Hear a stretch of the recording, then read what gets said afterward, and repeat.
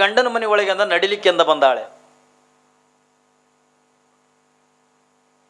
ಮಲ್ಲಮ್ಮಳ ಗುಣ ಏನು ಅನ್ನುವುದನ್ನು ನಿಮಗೆಲ್ಲ ಸುಮಾರು ದಿನಗಳ ಪರ್ಯಂತರವಾಗಿ ನಿಮಗೆಲ್ಲ ಹೇಳ್ತಾ ಬಂದೀನಿ. ಮಲ್ಲಮ್ಮ ನಿತ್ಯ ತ್ರಿಕಾಲ ಲಿಂಗಾರ್ಚನೆಯನ್ನ ಮಾಡುತ್ತಾ, ಜಂಗಮದಾಸೋ ಅನ್ನತಕ್ಕಂಥದನ್ನ ಮಾಡುತ್ತಾ, ಒಂದು ಕಡೆಗಿಂದ ಗುರುವಿನ ಸೇವೆ ಅನ್ನತಕ್ಕಂಥದನ್ನ ಮಾಡುತ್ತಾ, ಆಧ್ಯಾತ್ಮದ ಬದುಕಿನೊಳಗಿಂದ ಜೀವನವನ್ನ ಕಳೆದಿರತಕ್ಕಂಥವಳು ಮಲ್ಲಮ್ಮ. ಆದರೆ ಇಲ್ಲಿ ಅತ್ತಿ ಮನೆ ಬಂದಾಗ ಅವು ಯಾವ ಕೂಡ ನಡಿಲಾರದಂಥ ಸ್ಥಿತಿ ಆಯಿತು. ಯಾಕೆ ನಡಿಲಾರದಂಥ ಸ್ಥಿತಿ ಎತ್ತಿಕೊಂಡ ಕೇಳಿದ್ರೆ, ತನ್ನ ಪ್ರತಿನಿತ್ಯದ ಪದ್ಧತಿಗೆ ಅನುಗುಣವಾಗಿ ಬೆಳಗಿನ ಜಾವನ 4 ಗಂಟೆ ಸಮಯಕ್ಕೆಂದ ಮಲ್ಲಮ್ಮ ಏಳಬೇಕು. ಮನೆಗೆ ಕಸ ಎಲ್ಲವನ್ನು ಕೂಡ ಸ್ವಚ್ಛ ಮಾಡಿ, ದನಗಳ ಕೊಟ್ಟಿಗೆಯನ್ನು ಹಿಡ್ಕೊಂಡು ಎಲ್ಲ ಕಸಾದಿಗಳನ್ನು ಹೊಡೆದು, ಸಗಣಿ ತೆಗೆದು ಒಯ್ದು ತಿಪ್ಪಿಗೆಂದ ಹಾಕಿ, ನೇರವಾಗಿ ಮನೆಗೆ ಬಂದು ಸ್ನಾನ, ಲಿಂಗ ಪೂಜೆ ತೆಗೆದು ಮಾಡಿಕೊಂಡು, ಇನ್ನು ಇವರು ಎದ್ದಿರಂಗಿಲ್ಲ, ನೆಗಣಿದೇರಿ ಎದ್ದಿಲ್ಲ, ನಾದಿಂದೇರಿ ಎದ್ದಿಲ್ಲ. ಅಷ್ಟೇ ಅಲ್ಲ, ಅತ್ತಿ ಮಾವನು ಕೂಡ ಏಳೋದಕ್ಕಿಂತ ಮುಂಚಿತವಾಗಿಯೇ ತನ್ನ ಎಲ್ಲ ಲಿಂಗಾರ್ಚನೆಯನ್ನು ತೆಗೆದು ಮಾಡಿಕೊಂಡು ಮನೆಯೊಳಗಿರ್ತಕ್ಕಂಥವ್ರಿಗೆ ಎಲ್ಲರಿಗೂ ಕೂಡ ಅಡಿಗೆಯನ್ನು ತೆಗೆದು ಮಾಡಿ ಇಡ್ತಿದ್ಲು ಮಲ್ಲಮ್ಮ. ನೋಡ್ರಿ ಅವಳ ಕೆಲಸ. ಯಾವಾಗಿಂದ ಮಲ್ಲಮ್ಮ ದಿನನಿತ್ಯದ ಪದ್ಧತಿ ಇದು. ಬೆಳಗಿನ ಅಡಿಗೆನೂ ಕೂಡ ಮಲ್ಲಮ್ಮನೆ ಮಾಡಬೇಕು, ಮಧ್ಯಾಹ್ನದ ಅಡಿಗೆನೂ ಕೂಡ ಮಲ್ಲಮ್ಮನೆ ಮಾಡಬೇಕು, ರಾತ್ರಿ ಅಡಿಗೆನೂ ಕೂಡ ಮಲ್ಲಮ್ಮನೆ ಮಾಡಬೇಕು. ಇದ್ರ ಜೊತೆ ಒಳಗ ಏನ್ರಿ ಅತ್ತಿ ಮಾವಂದಿರ ಸೇವಾ ಮಾಡೋದು, ಒಂದು ಕಡೆಗೆ ನೆಗಣದರ ಸೇವಾ ಮಾಡೋದು. ಮನೆ ಒಳಗಿನ ಮದುವೆ ಆಗದಾಗಿರ್ತಕ್ಕಂಥ 2 ಹೆಣ್ಮಕ್ಳಿದ್ರಲ್ಲ ನಾದಿಂದೇರು, ಆ ನಾದಿಂದೇರದು ಕೂಡ ಮಲ್ಲಮ್ಮನೇ ಸೇವಾ ಮಾಡಬೇಕು. ಈ ಎಲ್ಲ ಸೇವೆಗಳ ಮಧ್ಯದ ಒಳಗಿನ ಹುಚ್ಚನಾಗಿರ್ತಕ್ಕಂಥ ಗಂಡನ ಸೇವೆ ಒಂದು ಕಡೆಗೆ ಮಾಡಬೇಕು. ನೋಡ್ರಿ,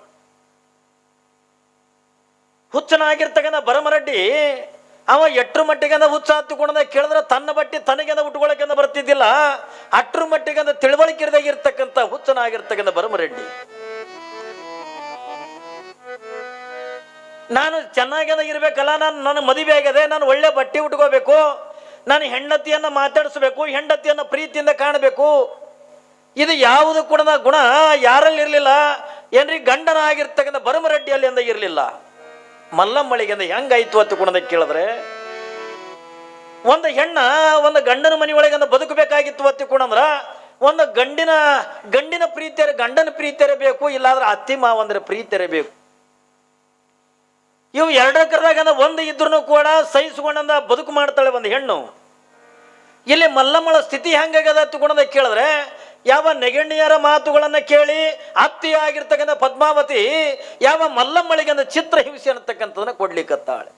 ಕುಂತ್ರು ಸೇರ್ಲಿಲ್ಲ, ನಿಂತರು ಸೇರ್ಲಿಲ್ಲ, ಒಳ್ಳೆ ಸೀರೆ ಉಟ್ಕೊಂಡ್ರಂದ ಮಲ್ಲಮ್ಮಳಿಗೆ ಸೇರ್ಲಿಲ್ಲ. ನೋಡ್ರಿ, ಅಡಿಗೆ ಮಾಡಕ್ಕೆಂದ ಮಲ್ಲಮ್ಮ, ನಿಮಗೊಂದು ಆಶ್ಚರ್ಯದ ಮಾತು ಹೇಳ್ತೀನಿ. ಮನೆಯೊಳಗೆ ಎಲ್ಲ ಅಡಿಗೆ ಅನ್ನತಕ್ಕಂಥ ಮಾಡಿಡ್ತಕ್ಕಂಥವಳೆ ಮಲ್ಲಮ್ಮ. ಆದ್ರೆ ಮಲ್ಲಮ್ಮ ಮಾಡಿರ್ತಕ್ಕಂಥ ಬಿಸಿ ಅಡಿಗೆ ಅನ್ನತಕ್ಕಂಥದನ್ನ ಮಲ್ಲಮ್ಮನಿಗೆ ಉಣಗುಡ್ತಿದ್ದಿಲ್ಲ. ಕಲ್ಪನೆ ಇರಲಿ ಮಗ, ಕಾಡೋದು ಅತ್ತೆಕೊಂಡ್ರೆ ಎಷ್ಟು ಮಟ್ಟಿಗೆ ಕಾಡೋದು. ಒಂದು ಕಡೆಗೆ ನೆಗಣಿದಾರ ಕಾಡ್ತಾರೆ, ಇನ್ನೊಂದು ಕಡೆಗೆ ನಾದಿಂದೇರ ಕಾಡ್ತಾರೆ. ಅಷ್ಟೇ ಅಲ್ಲ, ಬಾಬಾ ಮೈದಂದೇರು ಕೂಡ ಕಾಡ್ತಾರೆ. ಈ ಎಲ್ಲ ಕಷ್ಟಗಳನ್ನ ತಾಳ್ಕೊಂಡು ಕೊನೆಗಿಂದ ಗಂಡನ ಪ್ರೀತಿಯರಿ ಸಿಗ್ತದೆ ಅನ್ನೋ ಮಲ್ಲಮ್ಮಗ ತಿಳ್ಕೊಂಡ್ರ, ಆ ಮಲ್ಲಮ್ಮನ ಹೆಣ್ತಿ ಅನ್ನೋದು ಭರಮರೆಡ್ಡಿಗೆ ಅಂತ ಗೊತ್ತಿಲ್ಲ. ಒಂದ್ ದಿವಸನೂ ಕೂಡ ಮಲ್ಲಮ್ಮಳಿಗೆ ಊಟ ಮಾಡ್ತೇನೆ ಅಂತ ಕೇಳಿಲ್ಲ. ಒಂದು ದಿವಸ ನಿನಗೆ ಇಟ್ಟೆಲ್ಲ ಬೈತಾರಲ್ಲ, ಇಟ್ಟೆಲ್ಲ ನಿನಗೆ ಚಿತ್ರಹಿಂಸೆ ಕೊಡ್ಲಕತ್ತಾರಲ್ಲ, ನೀ ಹೆಂಗೆ ತಾಳ್ಕೊಂಡು ಅದೇ ಎತ್ತುಕೊಂಡ ಅದನ್ನ ಗಂಡನ ಆಗಿರ್ತಕ್ಕಂಥ ಭರಮರೆಡ್ಡಿ ಒಂದು ದಿವಸನೂ ಕೂಡ ಮಲ್ಲಮ್ಮಳಿಗೆ ಕೇಳಲಿಲ್ಲ. ಈ ಎಲ್ಲ ಕಷ್ಟಗಳ ಮಧ್ಯದೊಳಗ ಮಲ್ಲಮ್ಮ ತಾಳ್ತಾಳೆ. ನಾನು ಆಗಲೇ ಒಂದು ಮಾತು ಹೇಳಿದ್ನಲ್ಲ, ಒಂದು ಹೆಣ್ಣು ಏನ್ರಿ ಗಂಡನ ಮನೆಗೆ ಬದುಕಬೇಕಾಗಿತ್ತು ಅಂತ ತಿಳ್ಕೊಂಡ್ರ, ಆ ಹೆಣ್ಣಿಗೆ ಒಂದು ಗಂಡಿನ ಆಶ್ರಯ ಇರಬೇಕು, ಇಲ್ಲಾರ ಒಂದು ಅತ್ತಿ ಮಾವಂದಿರ ಆಶ್ರಯ ಇರಬೇಕು. ಮಲ್ಲಮ್ಮಳಿಗೆ ಇದು ಯಾವುದು ಕೂಡ ಇಲ್ಲ. ಒಂದು ಕಡೆಗೆ ಅತ್ತಿ ಕಾಡ್ತಾಳೆ, ನಾನು ನಿಗಣಿದರೆ ಕಾಡ್ತಾರೆ.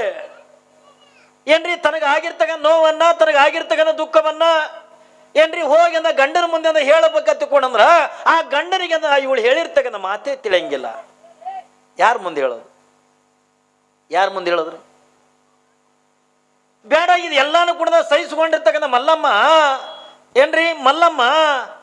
ಕಡೆಗಿಂದ ಹೋಗಿಂದ ತಂದೆ ತಾಯಿಗರಿಂದ ಹೇಳಬೇಕು, ಅವ್ವ ನನಗಂದ ಹತ್ತಿ ಕಾಡ್ತಾಳೆ, ಗಂಡ ಹುಚ್ಚದಾನೆ, ನನಗೆ ನೆಗಣದರಿಂದ ಕಾಡ್ತಾರೆ, ನಾದಂದರಿಂದ ಕಾಡ್ತಾರೆ ತಿಳ್ಕೊಂಡಂದು ಯಾವಾಗಿಂದ ತಂದೆ ತಾಯಿಗಾದ್ರೂ ಹೇಳ್ಬೇಕ ತಿಳ್ಕೊಂಡ್ರ ತಂದೆ ತಾಯಿ ನಿನ್ನೆ ಗವಾಯಿಗಳ ಪದ ಆಡೋದ್ರಲ್ಲಿ ಕೇಳಿದ್ರಲ್ಲ ಏನ್ರಿ? ಒಂದು ಹೆಣ್ಣ ತವ್ರ ಮನೆಯನ್ನು ತಗೊಂಡು ಬಿಟ್ಟು ಗಂಡನ ಮನೆಗೆ ಹೋಗಿರ್ತಕ್ಕಂಥ ಪ್ರಸಂಗದ ಒಳಗ ಏನ್ರಿ ಒಬ್ಬ ಜಾನಪದ ಕವಿ ಇಟ್ಟು ಚೆನ್ನಾಗಿ ಅಂತ ಹೇಳ್ತಾನಲ್ಲ, ತಂದೆ ತಾಯಿ ಮುಂದ ನಾವೆಲ್ಲ ಏನು ಯಾಕೆ ಹೇಳಬಾರ್ದು ತಿಳ್ಕೊಂಡ್ರ ಏನ್ರಿ? ಇಲ್ಲಿ ಒಬ್ಬ ತಾಯಿ ಹೇಳ್ತಾಳೆ, ಎಷ್ಟು ಚೆನ್ನಾಗಿ ಹೇಳ್ತಾಳೆ ತಿಳ್ಕೊಂಡು ಕೇಳಿದ್ರೆ,